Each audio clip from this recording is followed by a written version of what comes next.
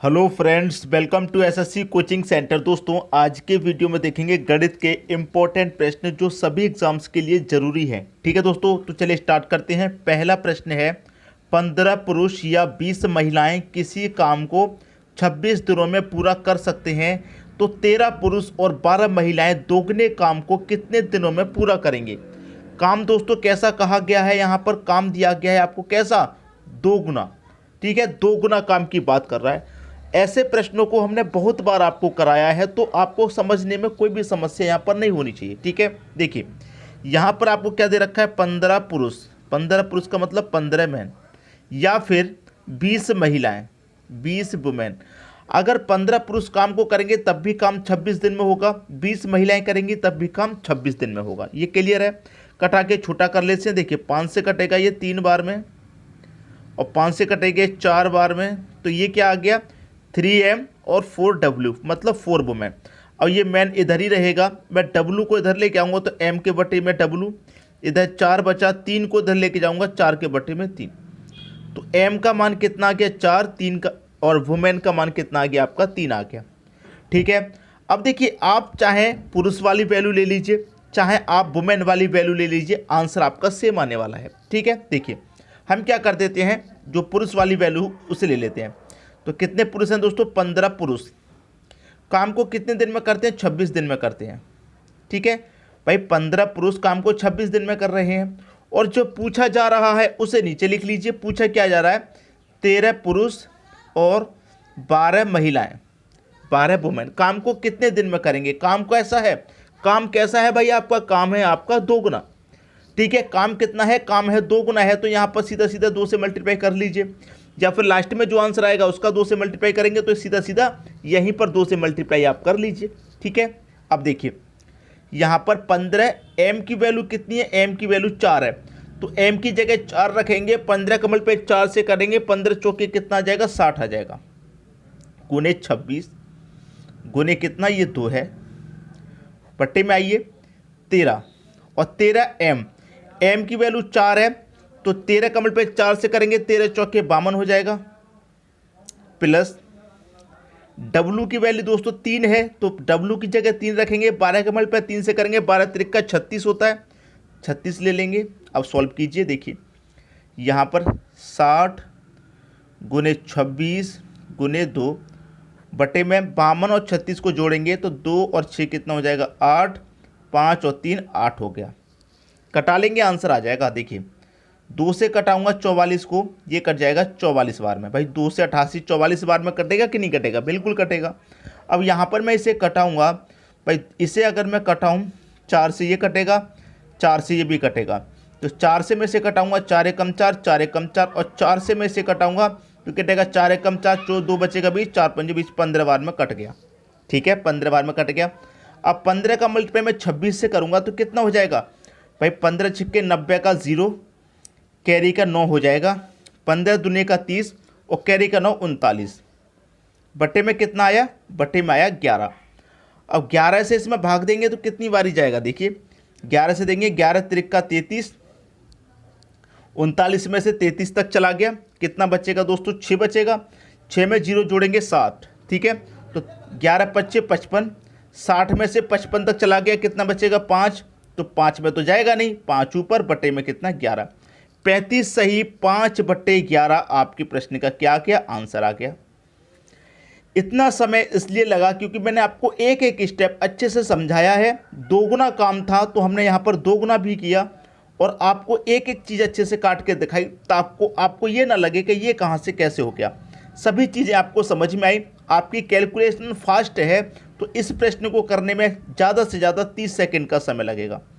जब आप सीख जाएंगे और कैलकुलेशन आपकी फास्ट है, तो 30 सेकंड से ज़्यादा का वक्त इन प्रश्नों में नहीं लगता है। मैं उम्मीद करूंगा कि ये प्रश्न आप सभी को अच्छे से समझ में आ गया होगा। अब देखेंगे अगला प्रश्न। अगला प्रश्न है, यदि 2 वर्ष के लिए साधारण ब्याज 10% की दर से 500 रुपये है, उसी समय के लिए चक्रवृद्धि ब्याज ज्ञात करें। बहुत ही बढ़िया प्रश्न है दोस्तों, ये बहुत ही बढ़िया। इसे करने के 2 तरीके होते हैं। चाहे तो आप पहले इसका मूलधन निकाल सकते हैं, तब भी आंसर आ जाएगा, साधारण ब्याज निकाल लो 2 साल का। चाहे तो आप सीधा सीधा कर सकते। देखिए जैसे अब अगर हम साधारण ब्याज की बात करें तो 1 वर्ष का रेट हमारा 10 है, तो 2 वर्ष का कितना हो जाएगा, रेट हमारा 20% हो जाएगा कि नहीं, क्योंकि साधारण ब्याज में प्रत्येक वर्ष के लिए समान होता है, ब्याज पर ब्याज नहीं लगता, साधारण ब्याज में ब्याज पे ब्याज नहीं लगता। तो देखिए ये 20% हमारा कितने के बराबर है, 500 रुपये के बराबर है, क्योंकि 2 साल में रेट कितना हो गया, 20 हो गया, और रुपया कितना मिला ब्याज का, 500 रुपया मिला।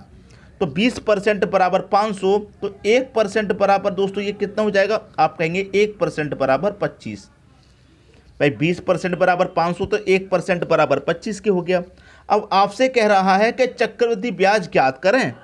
देखिए चक्रवृद्धि ब्याज पे क्या होगा, ये पहले साल का इंटरेस्ट है, ठीक है, पहले साल का रेट 10%, फिर दूसरे साल का रेट 10% रहेगा, लेकिन जो दूसरे साल का रेट 10% है इस पे भी क्या लगेगा, 10% लगेगा। जो 10% पे क्या लगेगा, 10% लगेगा, ब्याज पर ब्याज लगता है, बटे में कितना 100, 0 से 0 कटाइए, 0 से 0, 1 का मल्टीप्लाई 1 से करने पर 1 ही मिलेगा। तो 10 + 10 20 हो गया, 1 और जोड़ देंगे तो 21 हो गया। तो चक्रवृद्धि ब्याज हमारा कितना हो रहा है, 21% हो रहा है। जब 1% बराबर 25, तो 21% बराबर कितना हो जाएगा भाई, देखिए 1% का मान 25 है और 20 का मान 500, तो 20 और 1 21 हो जाएगा, और दोनों को यहाँ जोड़ेंगे तो 525 नहीं हो जाएगा, सीधा सीधा 21% का मान 525 हो गया। तो यहाँ पर 525 दे रखा है बी ऑप्शन में, ये आपके प्रश्न का बिल्कुल सही आंसर हो जाएगा। क्लियर है दोस्तों, उम्मीद करूंगा कि सभी के समझ में अच्छे से प्रश्न आ गया। अब देखेंगे अगला प्रश्न। अगला प्रश्न है, एक व्यापारी एक वस्तु के अंकित मूल्य पर 10% छूट देने के बाद भी 20% का लाभ कमाता है। भाई 10% की छूट दे रहा है फिर भी 20% का लाभ कमा रहा है वो। वस्तु का अंकित मूल्य 800 रुपये है, तो वस्तु का क्रय मूल्य ज्ञात करें। देखिए एक होता है CP जिसे हम कॉस्ट प्राइस कहते हैं, एक होता है SP जितने में हम वस्तु को बेचते हैं, एक होता है मार्क प्राइस जो वस्तु पर अंकित किया जाता है, ठीक है। अब हमें मार्क प्राइस मतलब अंकित मूल्य दे रखा है 800 रुपये, अंकित मूल्य हमारे पास 800 रुपये है, ठीक है। 800 रुपये पर वो क्या कर रहा है भाई, 10% की छूट दे रहा है, ठीक है।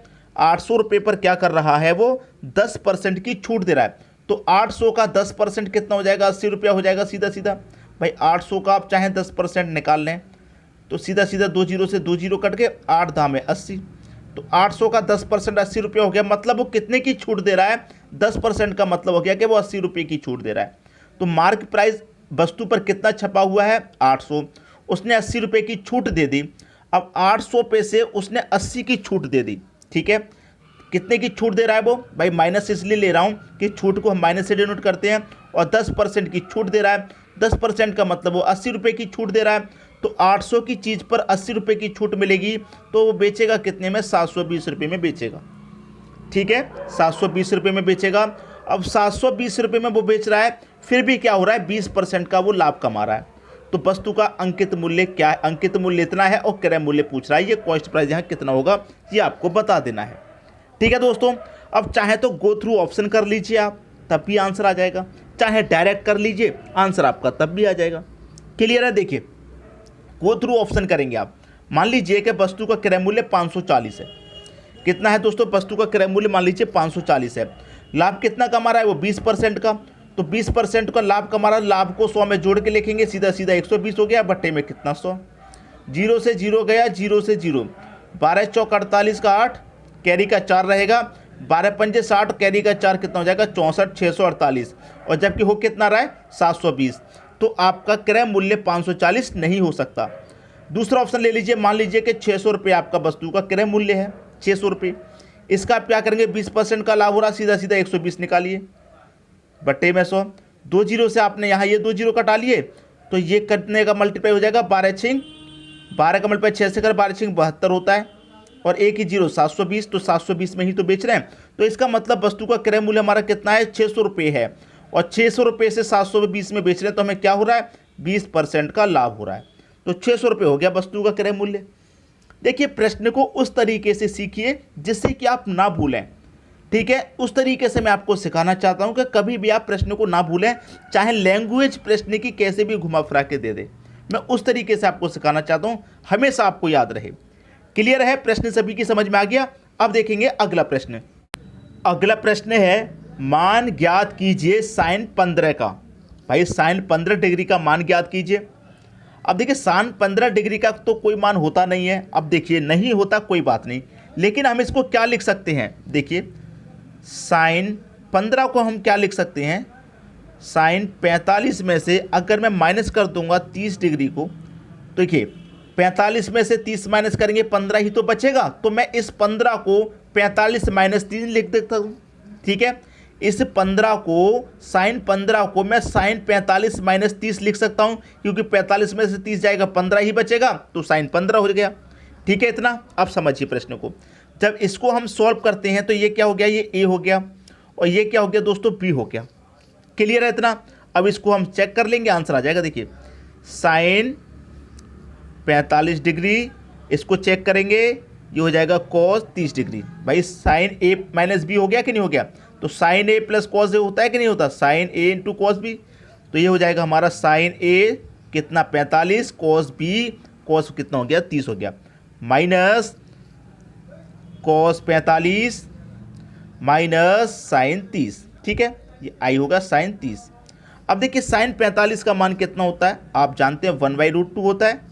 क्लियर है, इनटू कॉस 30 का मान कितना होता है, √3/2 माइनस कॉस 45 का मान 1/√2 होता है। ठीक है, इनटू साइन 30 का मान 1/2 होता है। कर लीजिए, बस आंसर आ गया आपका। अब इसमें कुछ भी नहीं करना। देखिए 1 का मल्टीप्लाई √3 से होगा तो ये क्या हो गया दोस्तों, √3। ठीक है, बटे में आइए, √2 का मल्टीप्लाई 2 से होगा 2√2 हो जाएगा, माइनस अब देखिए 1 का मल्टीप्लाई 1 से तो 1 ही रहेगा ऊपर, और √2 का मल्टीप्लाई 2 से होगा तो 2√2 हो जाएगा। ये क्लियर है। अब देखिए यहाँ पर, देखिए यहाँ पर 2√2 तो बटे में तो एलसीएम आपका 2√2 ही आ जाएगा, 2√2 आ जाएगा, और √3 में से माइनस कर देंगे √1 को, तो √3 में से माइनस कर देंगे √1 को, बस यही आपका आंसर आ गया। स्टेप बाय स्टेप चलेंगे ताकि कहीं पर भी मिसिंग ना हो कोई भी चीज़ और आपको अच्छे से समझ में आए। ठीक है दोस्तों, ये प्रश्न भी आपको अच्छे से समझ में आ गया होगा। अब देखेंगे अगला प्रश्न।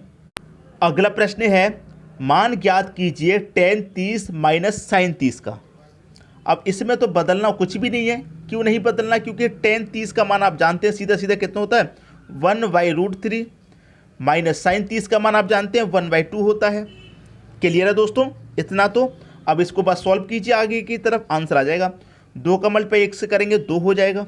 ठीक है, और √3 का मल्टीप्लाई 1 से करेंगे तो ये √3 हो जाएगा, और इन दोनों का एलसीएम लेंगे तो 2 का मल्टीप्लाई √3 से तो 2√3 हो जाएगा, और यही क्या आ गया, आपका आंसर आ गया। भाई इस तरीके की कैलकुलेशन करनी आती है या नहीं आती, दोनों का कैंची का गुना होगा तो गुना करके इतना आया, फिर बट्टे में इनका एलसीएम, इनका गुना हो गया, 2√3 आपका आंसर आ गया। तो सभी की समझ में ये प्रश्न भी आ गया होगा, किसी को कोई भी समस्या प्रश्न में नहीं होगी। अब देखेंगे दोस्तों अगला प्रश्न। अगला प्रश्न है, यदि x² माइनस 4x प्लस 1 बराबर 0 हो तो x² प्लस 1/x² का मान ज्ञात करो। ये प्रश्न बहुत कठिन है, लेकिन आज हम आपको वो तरीका बताएंगे कि कभी प्रश्न कठिन नहीं लगेगा। आपको क्या समीकरण दे रखा है, x² माइनस 4x प्लस 1 बराबर 0 दे रखा है। ठीक है, अब देखिए अगर मैं इसमें भी x से भाग दे दूं, इसमें भी x से भाग दे दूं, और इसमें भी x से भाग दे दूं, तो क्या होगा, कि कोई फ़र्क पड़ेगा, कोई फ़र्क नहीं पड़ेगा। तो दे दीजिए बस भाग, तीनों में हम x से भाग दे देते हैं, तो यहाँ x से ये स्क्वायर कट गया। ठीक है, यहाँ x से ये x कट जाएगा। ठीक है दोस्तों, यहाँ पर अब देखिए इसको जब हम सॉल्व करेंगे तो क्या निकल के आएगा, यहाँ पर देखिए यहाँ पर x बचा, जब स्क्वायर कट गया तो x बचा। क्लियर, प्लस अब देखिए यहाँ पर क्या है, 1/x है। भाई क्या है, 1/x ही तो है, 1/x, तो 1/x हो जाएगा। और ये जो माइनस का 4 बचा है, ये बराबर के इधर आके क्या हो जाएगा, भाई प्लस का 4 होगा कि नहीं होगा। इधर x बचा, ये 1/x हो गया, और ये जो माइनस का 4 है इसको बराबर के इधर हो गया तो प्लस का 4 हो गया। तो क्या करते हैं दोस्तों, इन प्रश्नों में दोनों पक्षों का स्क्वायर करते हैं। ठीक है, अब ये क्या हो गया, a प्लस बी का होल स्क्वायर हो रहा है, तो a प्लस बी का होल स्क्वायर क्या होता है मैं आपको बता दूं, a² plus b² plus 2ab। तो ये आपका a कितना है, x है, तो x का स्क्वायर करेंगे, x का स्क्वायर प्लस बी आपका 1/x है तो 1 का स्क्वायर 1 ही रहेगा, बटे में कितना x का स्क्वायर करेंगे। क्लियर है। फिर कितना है प्लस 2, ए आपका कितना है, ए आपका दोस्तों x है, इंटू बी आपका कितना है, बी आपका 1/x है, बराबर इस 4 का स्क्वायर करेंगे 16 हो जाएगा। अब x से तो x यहाँ पर ये कट गया, तो x square plus 1/x square बराबर ये प्लस का 2 इधर जाके दोस्तों माइनस का 2 हो जाएगा, 16 में से यहाँ से हट जाएगा और इधर जाके माइनस का 2 हो जाएगा, प्लस का बराबर का इधर आकर माइनस का 2, तो 16 में से 2 जाएगा 14 हो जाएगा। प्रश्न कह रहा था आपसे कि x square plus 1/x square का मान, तो x square plus 1/x square का मान कितना 14 हो जाएगा। ये आपके प्रश्न का बिल्कुल सही आंसर हो जाएगा। उम्मीद करूंगा कि सभी की समझ में प्रश्न यहाँ पर बहुत अच्छे से आ गया, किसी को भी प्रश्न में कोई समस्या नहीं होगी। ठीक है दोस्तों, अब देखेंगे अगला प्रश्न। अगला प्रश्न है, दो संख्याओं का एलसीएम 78 है और संख्याओं का अनुपात 2:3 है, फिर इस संख्या का योग ज्ञात करें। देखिए दो संख्याओं का अनुपात, ये पहली संख्या हो गई, ये दूसरी संख्या हो गई, इनका अनुपात दे रखा है 2:3 और एलसीएम दे रखा है 78। ये क्या है दोस्तों, एलसीएम है। मैंने आपको प्रश्न में बहुत बार बताया है, अगर आपको एलसीएम दिया जाए तो अनुपातों का एलसीएम लीजिए, योग दिया जाए तो अनुपातों का योग, अंतर दिया जाए तो अनुपातों का अंतर। हमें एलसीएम है तो हम अनुपातों का एलसीएम करेंगे। भाई अनुपातों का एलसीएम कितना आएगा, 2 × 6 आएगा, तो इस एलसीएम से, अनुपात के एलसीएम से इस एलसीएम में भाग दे देंगे। कितनी बार जाएगा, 6 × 6, 1 बचेगा 18, 6 × 18, 13 बार में जाएगा। हमसे पूछ रहा है कि संख्याओं का योग क्या होगा, तो संख्याएं पहले पता कर लीजिए कौन सी है। 13 दूने का 26, पहली संख्या 26, 13 × 3 का 39, दूसरी तरीक का 39, योग पूछ रहा है तो योग कर लीजिए। 6 और 9 15 का 5 कैरी का 1, 2 और 3 5 कैरी का 1 6, 65 हो जाएगा दोनों संख्याओं का योग। और हमसे योग पूछ रहा था, योग हो गया 65, सी ऑप्शन सही हो गया। तो मैं उम्मीद करूंगा दोस्तों कि सभी को प्रश्न यहाँ पर अच्छे तरीके से समझ में आया होगा, किसी को भी प्रश्न में कोई भी समस्या यहाँ पर नहीं होगी। ठीक है दोस्तों, वीडियो देखने के लिए आपका बहुत बहुत धन्यवाद।